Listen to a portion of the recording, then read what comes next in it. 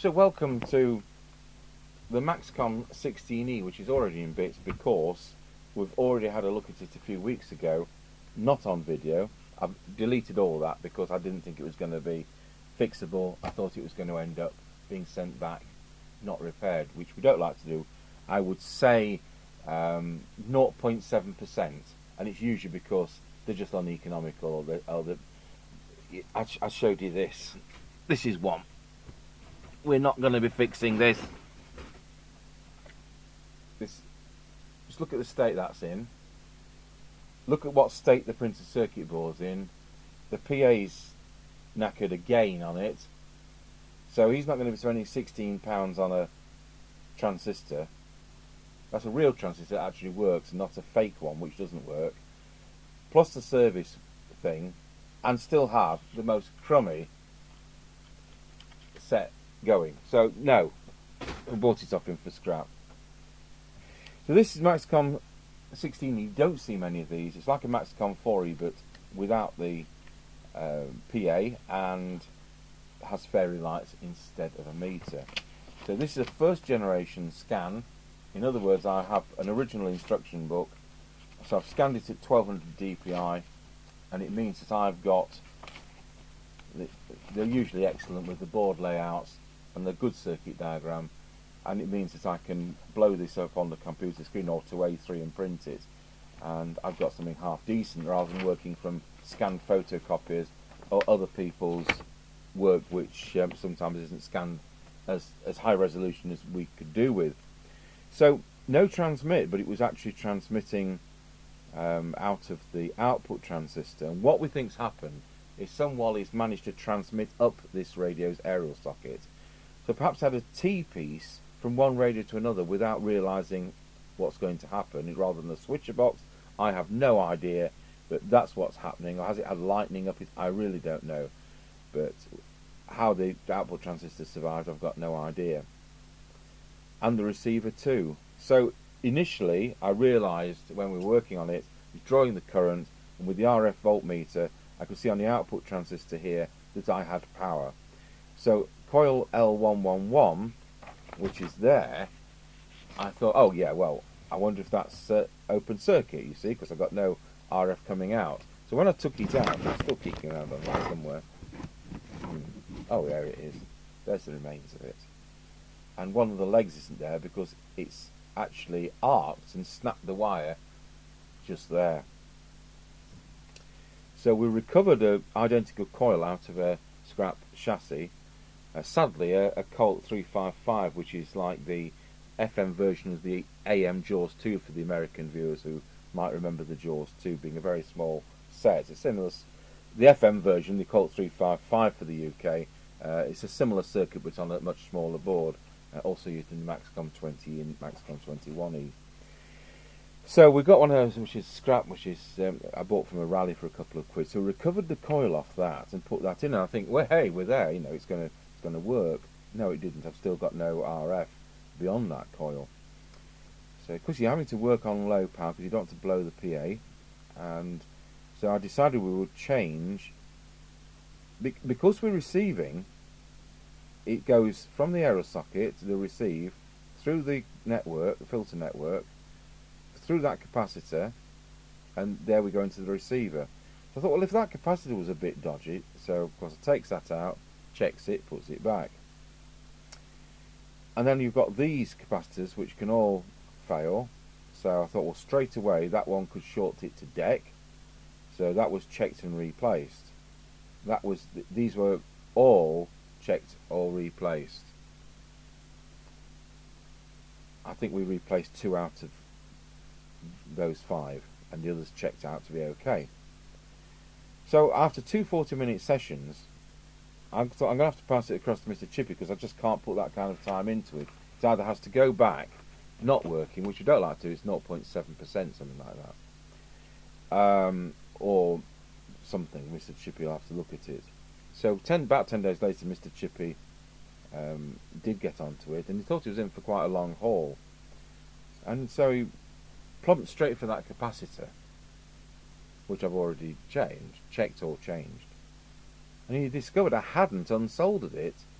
I'd actually checked and changed an adjacent capacitor, nothing to do with this part of the circuit. I actually made that error. So when you actually go down here to this kind of department, there are a lot of these similar looking capacitors in the PA, and supposing it was that one, well, I've whipped out that one, and that's what's happened. So of course I'm not looking for that, because I think I've changed that, it can't be that. But it was, you see, and he'd fixed it in 5 minutes. That's why you need two heads who can equally sort these kind of things out. So we're on box, we've gone back to box 25, but I'll bring the slate out and we'll look at that. So I've put the set on, it's on channel 20. I know it's doing about 2.7 watts from our initial checks. I've got to go to the radio club, we've got a bit of a thing to show, so I've taken a camcorder along. So have we got picture in picture on? No, we have now. Is it in the right position? So we're on the low scale, and straight away it's doing 2 watts. So that's absolutely super duper. I'm just going to tune up the transmitter, and then we'll call it a day, and come back to this later. So I want maximum on this one, which we've got. We don't need to touch the VCR, as I've said before. You've got to start putting extra parts in, the way they're manufactured, and it's never been touched, and there's no reason to suspect anything. Okay, so that's starting to bring it up. We're now at 2.8 watts. Now we're going to do the coil I recovered out of the Colt 355. And that brings it up a whisker away from 3 watts. Don't usually have any difficulty getting 4 watts out of these, but anything above 3 watts and that, I'll be satisfied. And there we go, over 3 watts. So change scales onto the 30 watt scale. And there we are at 4 watts. So I'm just going to make sure we're peak with this, because that has now changed it. So it's now 4.5 watts. We'll just check that that's now peak, and then we'll put that one back down for 4 watts. The final transmit power is this coil, not any of the previous ones. I mean, it's pretty strong PA to have put up with all that hammer, isn't it? So there we are, spot on 4 watts. So it's a bit disingenuous to put, because there was no transmit, we've started at 2 watts. I've not bothered checking what it was on the other channels, it's immaterial. We've now got 4 watts. And let's check the other channels now. Just to make sure I've got it somewhere near balanced. I'd like it to be within 0.1. On channel 40 we've got 3.9. On channel 1 we've got 4.1. So it's easier to generate the power lower in the band, and so this is why you tend to find it's this way round. Now you can start jiggling, including some of these fixed coils, but we're not going to. It's absolutely fine. I wonder when this last transmitted. So we did that. Let's see if we can get something on this meter, and put it back to channel 20. We've now got something on this meter. It actually reads 4, but I'll just make sure we're in the correct position. We are. And on low power, that is adjustable on these. It's doing what? It's doing 20 milliwatts.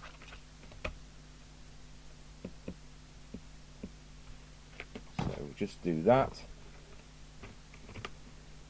That's the preset there. And that's now 400 milliwatts. We'll do the TX current, so back to normal power.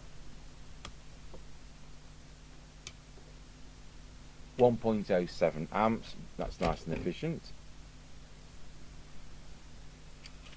Just look at the deviation. This I can put a before figure on this. Wallow.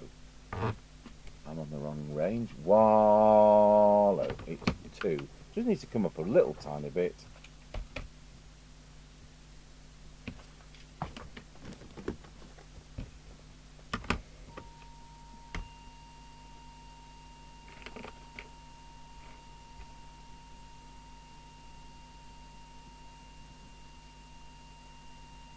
try it there. Voila, that's it.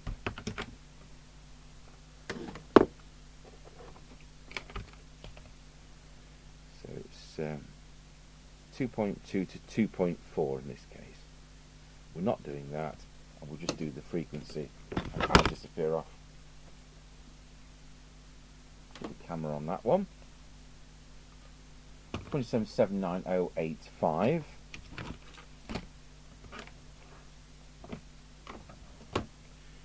$27,790,85.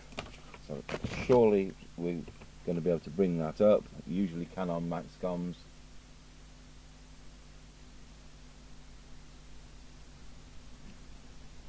There we go. 27,79127. So it's just slightly above the 125. It should be, so that it has time. Because it dropped with age. So we'll call it a day at that, and I'll see you this afternoon. Right, let's get back onto this. I've done my morning things.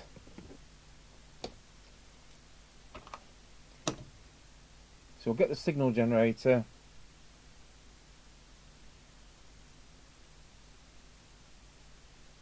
set for the correct frequency.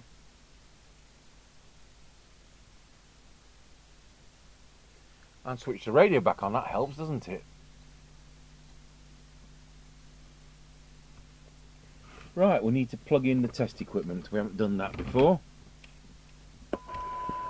There's the signal generator. So we'll take down some parameters before we start, just in case we fix it worse.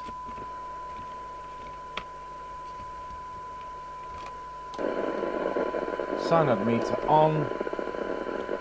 And over to that camera.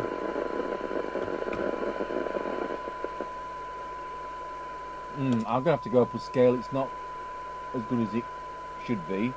It's 1.2 microvolts. They're usually under 1, somewhere around 0.7. I wouldn't be a fail at that, but it's not ideal. I'm sure we can bring it up. Right. So for 20, I'm going to have to go up yet another scale. For 20, we are on 5.75.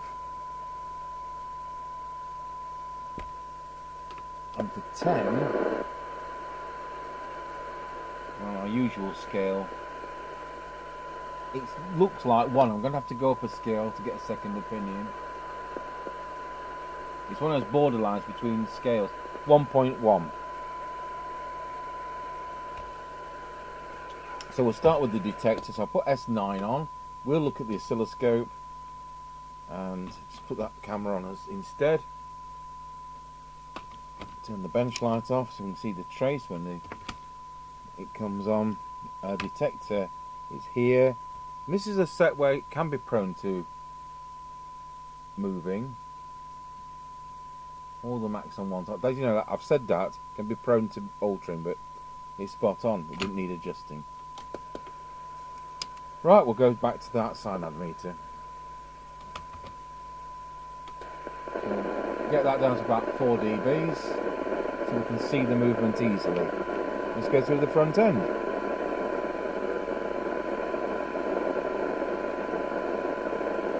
Fingers crossed that we can get more out of it. Not really anything there.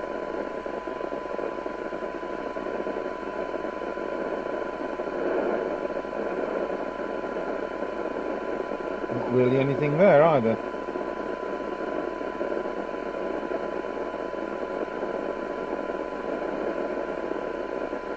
Not really anything there either. We're running out of adjustments, aren't we?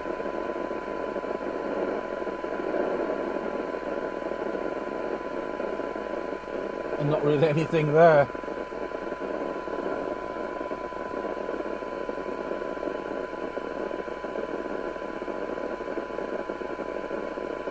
Just going for a bigger signal. We'll just check these IF ones just to make sure.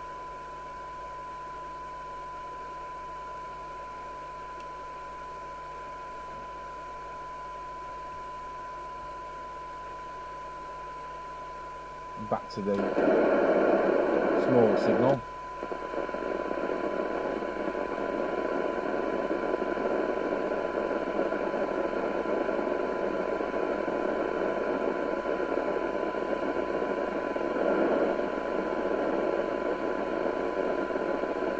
Try once more at this end.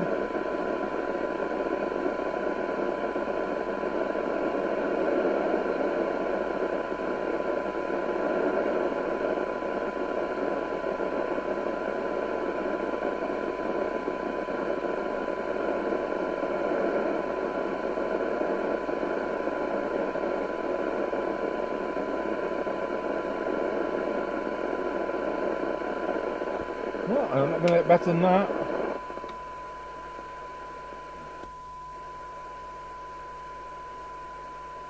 So it certainly isn't at the more sensitive range that these sets can be. Let's just get that on 12.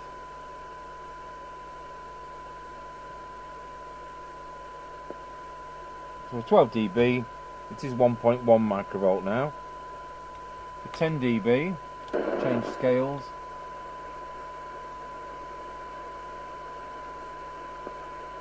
It is now 0.92. And for 20,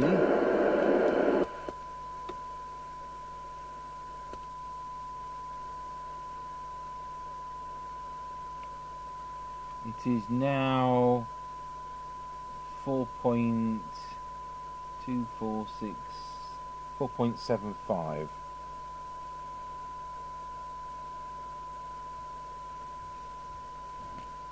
So I really like these to be under 1 microvolt. You know, when we start looking at the specification,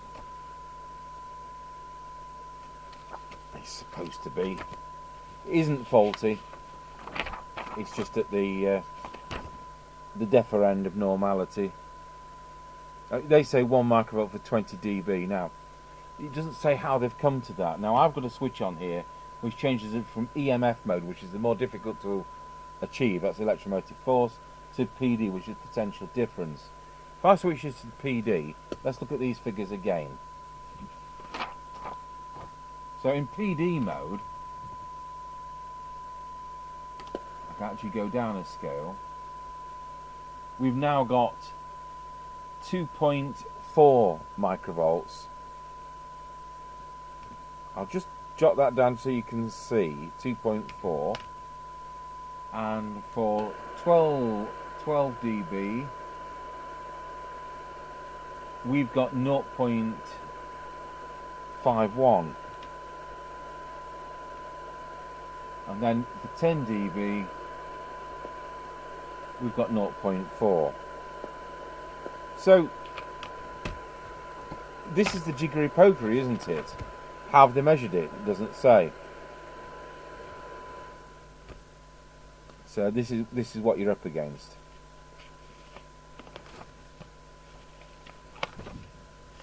Right, let's see whether we can hear any. Oh, let's just see what the sensitivity in. We'll go back to EMF mode, and we'll just see what the. I'll tell you what we'll do the meter while we're just doing this. So that should be S9. It's reading S9. I'm going to see. Have we got an adjustment for it on these sets?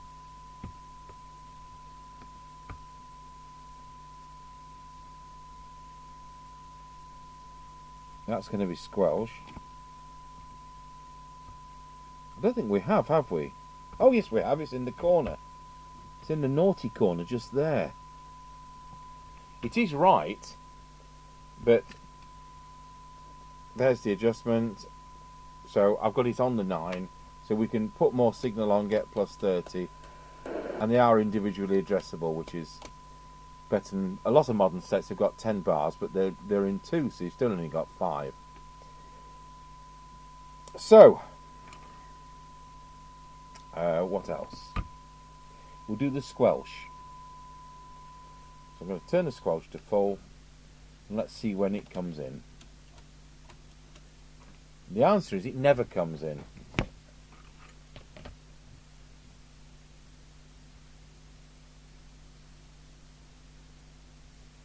But at the other end, turn the set to standby, the signal generator, set the squelch to threshold,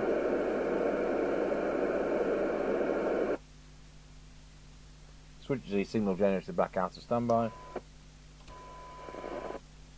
So it's coming in at 0.7, which is absolutely fine. Now I'm going to adjust the squelch. I don't think this set's deaf, it's just noisy. Right. So let's turn the squelch to full. Put S9 on the signal generator. I'll show you the attenuator controls. You see what I'm fiddling with then. And now we'll adjust the, which it's been set to maximum, which is a bit silly. It's a bit dirty as well.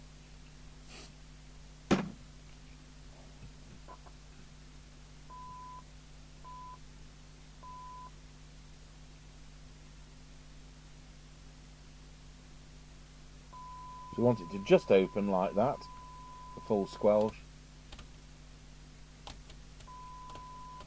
Excellent. So let's see what we've got at the other end. So I'll set threshold on the set.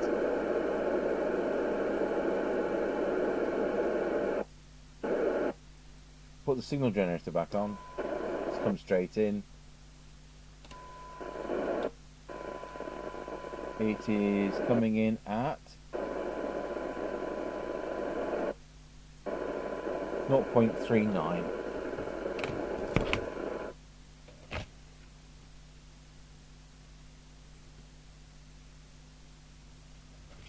So we've set that.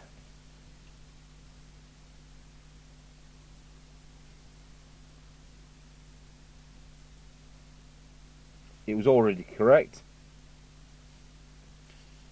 Not applicable. Okay, okay, okay. Not applicable. It's not come with a speaker.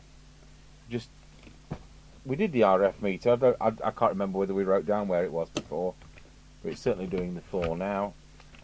And the TX light works.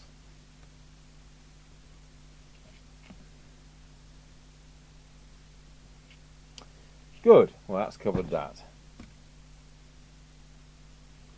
So let's see what we can hear down to, was what we were going to do. So at the moment we're at 1 microvolt. So I'm going to put a different tone on, and let's turn down the signal generator. 0.3.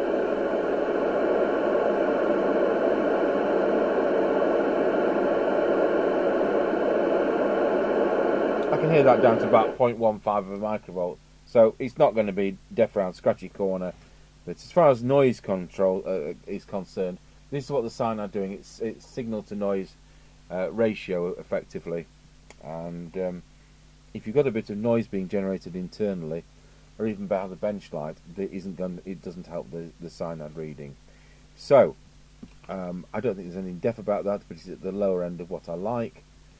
I'm really pleased for this customer because there was every chance this set wasn't going to be able to be saved, and then I'd overlooked that capacitor, and I'd obviously changed a decoupling capacitor by mistake. It just goes to show, and it also goes to show how important it is you've got a second opinion. So we're going to find the case lids from about 2 weeks ago. I think that's one of them.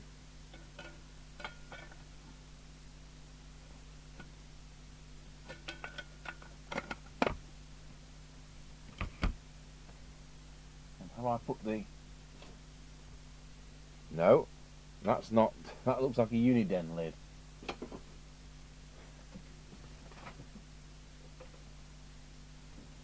Hunt the lid. And that's the other one.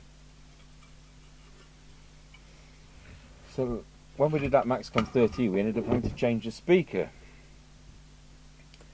So don't often have DUF speakers on Maxcoms. So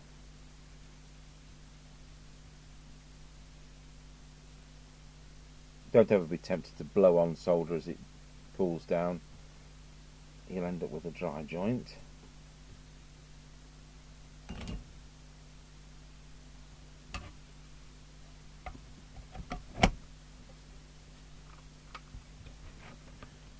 No, I've gone and put that on wrong, haven't I?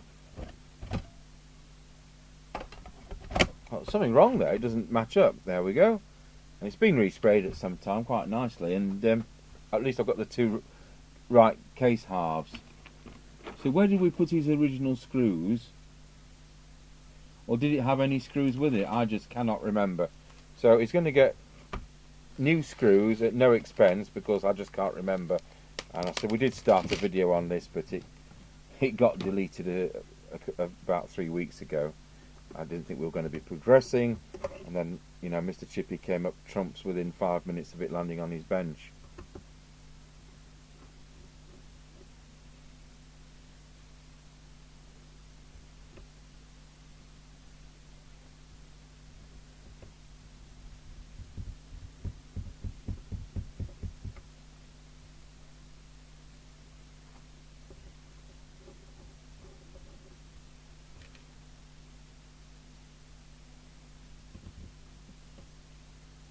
So I thought this was going to end up as our service level 2, but sorry, it's our service. It is at our service level 2. I thought it was going to end up as our service level 3 because of the amount of work that went into it. But of course, I was doing all this chasing around, having thought I'd changed a part which I never have. So that's my fault, and so it will stay at our service level 2.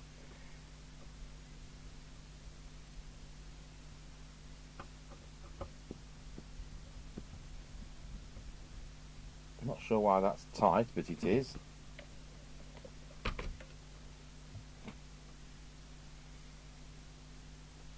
So like a lot of sets, I think it was just wires dangling out of the back.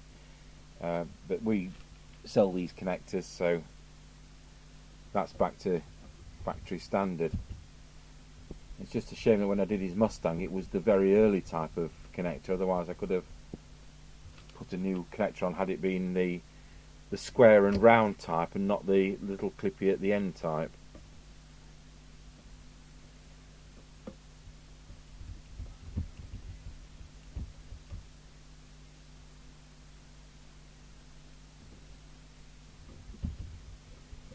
So I'm really looking forward to doing an on-the-air test for this. It's Saturday. I forgot that I was so busy tuning church organ yesterday for 2.5 hours, but I've been wanting to do 1 or 2 of these emergency sets as a field test. So I'm going to try and cram one of those in today. We'll certainly try and do that over the weekend. I've no idea what it'll be, because we've now done the Cobra and we've also done the Harvard SOS. So we'll see whether we can find something else which I've actually serviced in living history, so we know it actually works. There we go. So it's got all new screws in it. Let's unplug that, turn the squelch down. It makes the right hissing noises.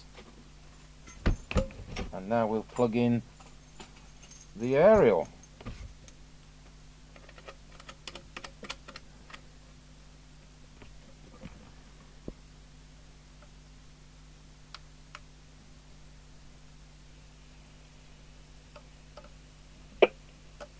Hello?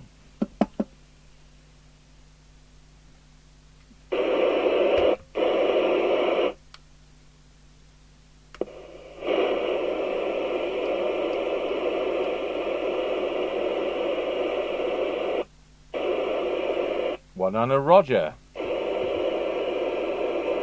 What order radio check?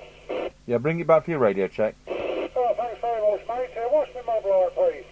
It's absolutely fine. What's your 20? I'm at Ancaster. I'm over at Sweetford. Is that Richard? Yeah, Roger on that. It's Richard. I'm just on the air test, testing a radio. Thanks for coming back to the call, Richard. It's Paul, mate, over at Sweetford. Yeah, you're 5 and 5 over here. Okay, Roger on that.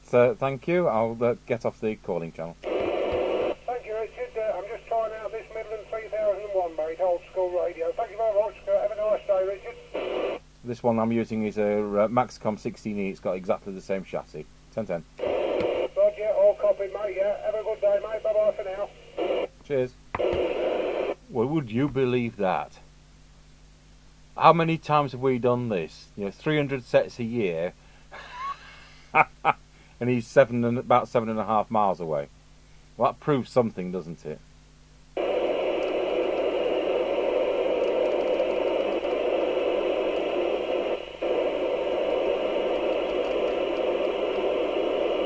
So he says it's an old school radio if it's this type of thing, but the new school radios don't work very well, do they? They've got lots of bells and whistles, draw more current, do less power. Right.